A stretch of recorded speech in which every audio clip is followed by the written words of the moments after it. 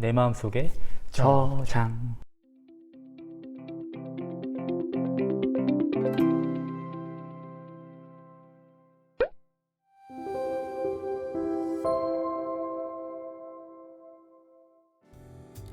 반갑습니다. 중동부 친구들. 11월 27일 LTC가에 나오신 여러분들을 진심으로 환영하고 축복하고 사랑합니다. 우리가 지난주에 전도사님이 LT 영상을 올려야지 하다가 미안해요 못했어요. 그래서 오늘은 미안한 마음을 담아서 더 좋은 게스트 모셔야겠다, 더 좋은 나눔 해야겠다라는 마음이 생겨가지고 저 멀리 콩고라는 나라에서 의료 선교를 하시다가 방금 막 돌아오신 선교사님 한 분을 모셨습니다. 우리 로이팍 선교사님을 소개합니다. 봉주 맥시보크. 네, 로이팍이라고 합니다. 네, 방금 온 건 아니고 2주 자가격리 잘 마치고 이렇게 왔습니다. 네, 우리 다시 한번 우리 선교사님이에요. 전도사님 아니고요. 선교사님 오셨으니까 우리 박수로 환영해 주세요. 제가 초등이부 전도사님이랑 뭐 닮았다라고 닮았어요. 하셨는데 잘생기셨나봐요. 어쨌든 오늘 잘생긴 우리 의료 선교사님 의사십니다. 모셨으니까 우리 같이 풍성한 나눔 해봤으면 좋겠어요. 전도사님이 기도하고 오늘 LT 제대로 시작해 보겠습니다. 두 손 모으고 눈 감고 마음 모으고 우리 함께 기도하겠습니다. 사랑의 하나님 아버지 감사합니다. 오늘도 하나님 말씀 가지고 도란도란 이야기 나눌 때 우리 안에 성령께서 함께 하시고 그 성령께서 우리의 나눔을 풍성하게 하시며 서로가 보지 못했던 것을 서로로 인해 발견할 수 있는 저와 선교사님 그리고 우리 중등부 친구들과 선생님 될 수 있도록 함께 해주세요. 예수님 이름으로 기도드립니다. 아멘. 자, 우리 본격적으로 LT를 시작해 볼 거예요. 근데 우리가 아무런 내용 모르고 이거 큐티 안 하고 온 친구들도 있잖아요. 그렇게 큐티 시작하면은 좀 빡셀 수 있으니까 오늘 선교사님께서 이 내용을 한번 정리를 해주신다고 합니다. 한번 부탁을 드릴게요. 오늘 일단 본문이 굉장히 길죠. 그래서 좀 우리 친구들이 읽기에 좀 힘들었을 것 같긴 해요. 저도 좀 힘들었는데 일단 이 오늘 본문에 대해서 이제 간단하게 요약을 하면은 이제 어제까지 또 말씀을 통해서 이제 여호사밧 이야기를 우리 친구들이 묵상했을 거예요. 오늘 이 이야기는 이 여호사밧의 아들에 대한 이야기예요. 이 아들이 이제 왕위에 오르는데 굉장히 나쁜 짓을 많이 한 왕이에요. 그러니까 막 자기가 왕위에 오르려고 형제들을 죽이고 그리고 진짜 가장 나쁜 일을 한 게 뭐냐면은 아합의 딸과 이제 결혼을 하면서 이제 아합의 딸이 숭배하는 그 우상들이 이제 유다 땅에 들어오도록 한 그런 굉장히 악한 일을 한 왕이에요. 아합이 좀 우상 섬기던 그런 거. 그래서 이 아합 왕이 저기 이스라엘의 왕인데 그 오므리 왕가라는 오므리 왕족, 오므리의 아들. 그러니까 아마 우리 친구들이 그 이세벨이라는 인물을 잘 알 거예요. 이세벨. 알려나요? 아합이랑 결혼한 또 나쁜 어떤 부인인데. 기집애 있죠. 그죠. 그 이야기 알까요? 이 엘리야가 이제 이세벨을 막 쫓겨가지고 막 도망갔던 그런 악한 왕이에요. 아합 왕 이런 왕입니다. 굉장히 악한 왕이죠. 그래서 이제 여호람이 이제 왕이 됐는데 악행을 많이 했죠. 하나님을 버리고 막 우상 숭배를 하고 그러다 보니까 이제 다른 나라들의 이제 교회에서 이제 침략도 많이 받게 되고 오죽해서 이제 하나님이 더 이상 못 참겠다 싶으셔가지고 이제 선지자 엘리야를 통하여 이제 경고의 말씀을 하셨어요. 이 여호람은 하나님의 경고의 말씀을 듣지 않고 계속 악행을 저질러서 결국에 하나님의 예언대로 비참한 최후를 맞이하는 장면이 바로 오늘 우리 친구들과 함께 읽은 말씀의 간략한 내용입니다. 오, 되게 다크하네요. 그렇죠. 결국에는 죽었네요. 이게 우리가 보고 있는 역대하 시작부터 사실 큐티로 시작하기에는 빡센 본문이에요. 이게 여태까지도 다크한 본문들이 몇 개가 있었는데 아마 오늘 여러분이 문자를 읽어보면 막 창자가 막 어쩌고 하거든? 오늘만큼 다크한 본문이 없지 싶은데 그래도 이 본문 안에서 우리가 풍성하게 나눠봤으면 좋겠습니다. 혹시 선교사님은 이 본문 안에서 좀 마음에 와닿거나 뭔가 가슴이 꿈틀거리게 되거나 한 부분이 있었나요? 저는 7절 말씀을 보면서 또 제 가슴이 굉장히 웅장해지는 걸 경험을 하게 되었는데 그렇습니다. 7절 한번 그럼 읽어주실 수 있을까요? 네, 제가 한번 읽어보겠습니다. 그러나 여호와께서는 다윗의 집안을 멸망시키려 하지는 않으셨습니다. 왜냐하면 여호와께서는 다윗과 언약을 맺으시고 다윗과 그의 자손이 영원히 왕위를 차지하게 될 것이라고 약속하셨기 때문이었습니다. 아멘. 감사합니다. 어떤 부분에서 좀 인장해지셨는지. 저는 이 말씀을 보면서 사실 굉장한 위로를 받고 위로가 되는 약속의 말씀들이었던 것 같아요. 우리는 살아가면서 참 실수를 많이 하잖아요. 그죠. 똑같은 죄를 반복하게 되고 하나님 여태까지 살펴본 하나님 말씀 보면 뭔가 벌 주시는 하나님처럼 어떤 하나님에 대한 좀 안 좋은 이미지가 있을 것 같기도 해요. 근데 하나님은 우리한테 벌 주는 거를 좋아하시는 분이 아니죠. 오히려 우리에게 더욱더 돌이킬 기회를 주시고 오늘 말씀에 나오는 여호람도 선지자 엘리야를 통하여서 이제 회개하기를 간절히 원하셨던 게 하나님인데 역대하를 보면은 굉장히 많은 왕들이 나오고 있죠. 그죠. 짱 많아요. 근데 이제 왕들을 보면은 다윗 어떤 포로기에서 귀환한 이 백성들이 롤모델로 삼은 왕들은 아무래도 다윗이나 솔로몬을 롤모델, 우리가 본받아야 될 왕으로 생각했다면 여호람은 굉장히 우리가 본받아서는 안 되는 왕으로 이제 기록이 되어 있는 것 같아요. 맞아요. 좀 반면교사 같은 모델로 있죠. 제가 콩고에 오래 있어서 참 사자성어가 어려운 그 무슨 뜻인가요? 그 반면교사라는 게 그냥 저거 보고 따라하면 안 돼. 약간 이런 느낌인 거죠. 저는 약간 반면에 뭐 이런 거 약간 그런 느낌. 저는 사실 잘 모릅니다. 자막으로 나가는. 네. 여기 설명 이게 그겁니다. 이제 다윗과 이제 여호람을 비교해 보면은 사실 다윗도 굉장히 악행을 많이 저지른 왕이잖아요. 그렇죠. 실수를 많이 했죠. 근데 다윗 왕은 우리가 본받아야 될 왕으로 보고 여호람 왕은 우리가 본받으면 안 된다. 오, 그러게. 반면교사. 약간 선생님 같기도 하네요. 네. 근데 이 두 왕의 결정적인 차이가 저는 다윗 왕은 회개했고 여호람 왕은 회개하지 않았다라는 게 가장 큰 차이인 것 같아요. 회개. 그러니까 구약에 보면 이제 회개라는 단어가 제가 또 콩고에 굉장히 오랜 생활을 하다 보니까 좀 외국어로 좀 사용할게요. 구약에 이제 이 회개라는 거 이제 슈브라는 단어를 사용하거든요. 히브리어 말을 그렇죠. 히브리어죠. 히브리. 이제 원어로는 슈브라는 단어를 사용하고 있는데 이게 뜻이 돌이키다라는 뜻을 가지고 있어요. 그러니까 이 돌이키는 게 우리의 몸만 돌이키는 게 아니라 우리의 마음까지 돌이키는. 좀 더 안쪽에서부터 좀 근본적으로 그렇죠. 돌이키는 그런 건가요? 단순히 막 몸과 시선만 가는 게 아니라 우리의 마음까지 향하는 거죠. 하나님은 이렇게 말씀을 통해서 저에게 주신 거는 하나님은 우리를 너무나도 사랑하시고 우리가 잘못된 실수를 계속했을 때 우리에게 회개할 기회를 주시는 분이구나. 저는 그런 하나님의 사랑에 좀 감사함을 느꼈고 늘 하나님 앞에 정직하고 또 올바르게 살기 위해서 노력해야겠구나라는 것을 말씀을 통해서 좀 묵상을 하게 됐던 것 같아요. 전도사님은 혹시 또 다른 부분에 대해서 느끼신 게 있을까요? 저도 우리 선교사님께서 말씀해 주신 7절에서 있었는데 이게 살짝 언급해 주신 게 사실 저에게 해당됐거든요. 아마 우리 친구들도 몇 명 이제 큐티 같이 성실히 따라온 친구들은 비슷할 거라고 생각을 하는데 뭐냐면은요. 왜 역대하를 보면은 하나님이 되게 칼 같잖아요. 그렇죠.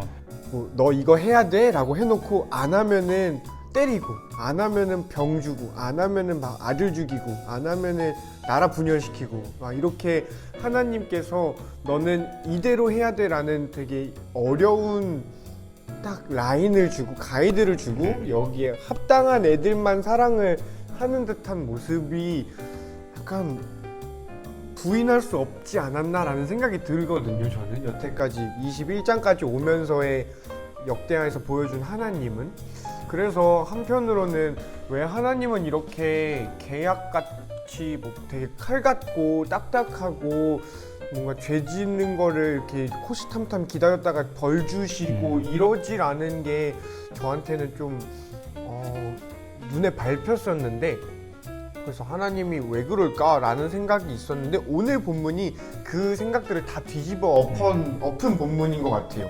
아까 읽어주셨지만 제가 다시 한번 읽어보면은 하나님이 여호람이 여호와께서 보시기에 악한 일을 행했는데 다윗의 집안을 멸망시키려 하지 않으셨다고 해요. 근데 왜냐면 언약이 있었기 때문이라고 성경은 이야기를 하고 있더라고요.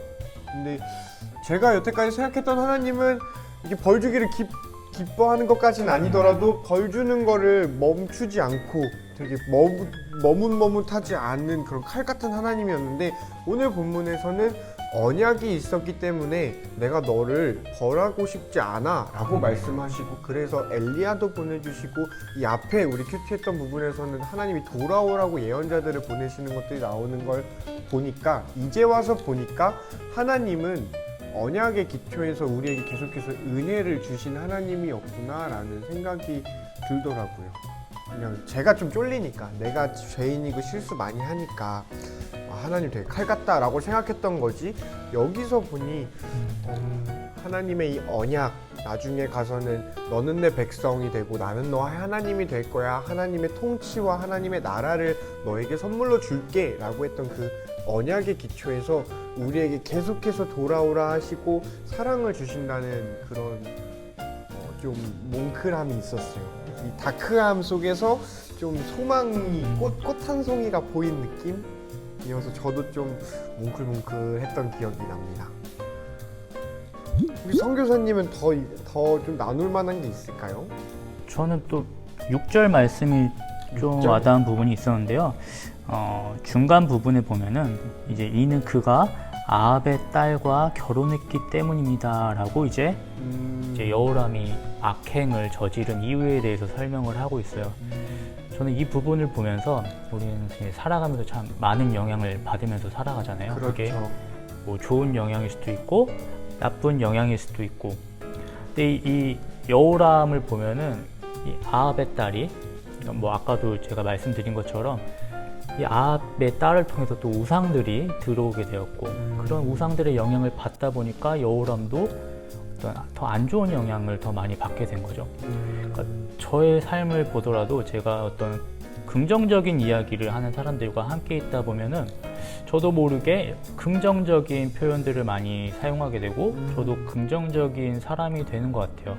반면에 이제 매사에 불평불만을 가지고 뭐 부정적인 이야기를 하는 사람들과 함께 있다 보면은 저도 알게 모르게 좀 부정적인 이야기를 많이 하고 부정적인 사람이 되는 것 같더라고요. 그건 아마 우리 다 그러지 않을까요? 저도 그러고, 막 친구들 뒷담 깔 때 생각하면은 사실 나는 욕하고 싶지 않은데 갑자기 쟤네 하니까 나 안 하면 안 될 것 같고, 이런 것도 있고 영향을 되게 빠르게 강력하게 받는 것 같아요. 그래서 우리가 진짜 좋은 것에 영향을 받는 것이 중요하구나라는 부분을 또 6절 말씀을 통해서 묵상을 했습니다. 맞아요. 또 이게 좋은 영향, 선한 영향을 받는 것도 너무너무 중요한데 악한 영향을 걸러내는 것도 너무너무 중요한 것 같아요. 그렇죠. 혹시 선교사님 그 말 들어보셨어요? 근묵자흑이란 말이 있는데, 제가 외국에 오래 있다 보니까 사자성어가 굉장히 약합니다. 그 근묵자, 여러분 혹시 알까요? 한 번쯤 들어봤을 텐데, 검은 거 옆에 있으면 나도 물든다, 이런 거예요. 그래서 내가 검은 거 옆에 있으면 검어진다 라는 거예요. 그래서 검은 거에서 좀 멀리 가라. 되려 근묵자백이란 말은 없거든요. 내가 하얀 거 옆에 있는다고 하얘지지가 않는데 검은 거 옆에 있으면 검해진다. 그러니까 너 검은 거를 멀리 해라 라는 우리 나라에 좀 격언이 있는데 좀 그것도 떠오르네요. 근묵자, 굉장히 좋은 단어를 배우네요. 네, 저장해 놓으십시오. 네. 우리 이거 썸네일 하나 만들까요? 잠깐, 내 마음속에 저장. 좋아요. 오케이. 자, 어디까지 했죠? 자, 이런 묵상들이 있었고 나눔들이 있었는데, 혹시 선교사님은 이 와중에 좀 이렇게 해봐야겠다라는 도전이나 이런 적용이 있을까요? 저는 그 6절 말씀에서 좀 적용점을 찾아봤는데, 어떤 우리의 행동이나 우리의 행동은 우리의 생각이나 마음에서 나오는 것 같거든요. 행동은 생각에서 나온다. 우리가 어떤 생각을 가지고 있느냐, 우리가 어떤 마음을 가지고 있느냐. 맞아요. 그렇기 때문에 앞에서 말한 것처럼 우리가 좋은 영향을 받을 때는 좋은 어떤 피드백이 나오는 거고, 나쁜 거에 부정적인 거에 대한 영향을 받으면 우리는 좀 부정적인 모습들이 나타나는 것처럼, 전도사님이 말씀하신 것처럼 이제 가릴 줄 아는 거, 분별할 줄 아는 게 굉장히 중요한 것 같아요. 그럼 우리가 먼저 우리에게 좋은 게 무엇인지 알아야 되고, 맞아요. 그리고 너무 중요하죠. 그 올바른 생각이 또 나에게 주입되는 것이 굉장히 중요한 것 같아요. 그러니까 우리에게 어떤 올바른 것, 좋은 생각을 주입해 줄 수 있는 것은 뭘까 한번 생각을 해봤는데, 사실 좋은 것을 가까이 하고 나쁜 것을 멀리 해야지 우리가 당연한 거잖아요. 맞아요. 그러면 좋은 것이 무엇인가 이렇게 생각해 봤을 때 저는 하나님의 말씀인 성경을 읽는 것이 우리에게 가장 좋은 영향을 주는 것이라는 생각이 들었어요. 사실 우리가 이제 이 성경이라는 책이 굉장히 특별한 책이잖아요. 그렇죠. 네, 성경 말씀에 보면은 하나님의 감동으로 기록된 책이라고 기록이 되어 있고, 또 이 성경을 통해서 우리는 또 많은 지혜를 배울 수 있고, 맞아요. 그리고 세상의 모든 책을 읽는다고 해도 우리가 결코 배울 수 없는 한 가지가 기록되어 있는 책이 성경책인데, 이 성경책은 우리에게 우리가 어떻게 해야 구원을 받을 수 있는지 또 알려주는 귀한 책이기 때문에, 진짜 진리 덩어리잖아요. 성경은.